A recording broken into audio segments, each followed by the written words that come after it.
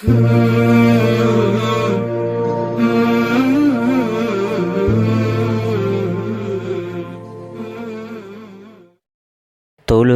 பேணி வரும் நல்ல மனிதர்க்கு நரகமில்லை. இறைவனின் கிருபையினால் அந்த வாழ்க்கையில் கவலை இல்லை. வாழ்வின் அனைத்து நிலையிலும் தொழுகை நிலை நிறுத்திடு. மூர்ச்சையாகும் வரையிலும் முறையாய் அதனை பேணிடு. இந்த வாழ்க்கையை சீர் செய்திட மகத்தான இறைவன் தந்த புனித அருட்கொடையே. தொழுகையை பேணி வரும் நல்ல மனிதர்க்கு நரகமில்லை. இறைவனின் கிருபையினால் அந்த வாழ்க்கையில் கவலை இல்லை. தொழுகைதான் எப்போதும் முஃமின்கள் அடையாளம். தொழுகைக்கு உண்டான கண்ணியங்கள் ஏராளம். தொழுகையின் மூலமே நம் தரஜா கூடுமே. தொழுகையின் மூலமே நம் பாவங்கள் நீங்குமே. இறைவன் ஆசி பெறுவதற்கு நாளை வாதாடும்.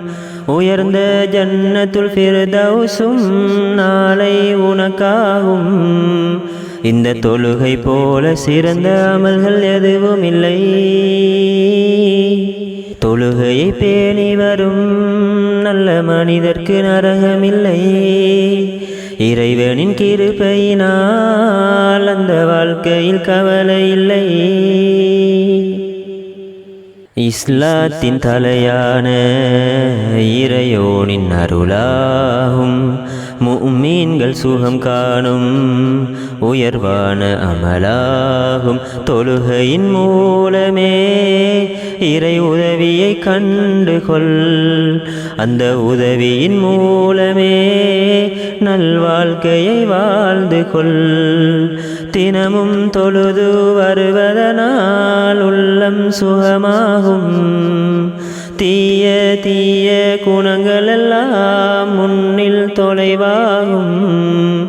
இந்த தொழுகை போல சிறந்த அமல்கள் எதுவும் இல்லை. தொழுகையை பேணி வரும் நல்ல மனிதர்க்கு நரகமில்லை. இறைவனின் கிருபையினால் அந்த வாழ்க்கையில் கவலை இல்லை. வாழ்வின் அனைத்து நிலையிலும் தொழுகை நிலை நிறுத்திடு. மூர்ச்சையாகும் வரையிலும் முறையாய் அதனை பேணிடு. இந்த வாழ்க்கையை சீர் செய்திட மகத்தான இறைவன் தந்த புனித அருட்கொடையே. தொழுகையை பேணி வரும் நல்ல மனிதர்க்கு நரகமில்லை. இறைவனின் கிருபையினால் அந்த வாழ்க்கையில் கவலை இல்லை.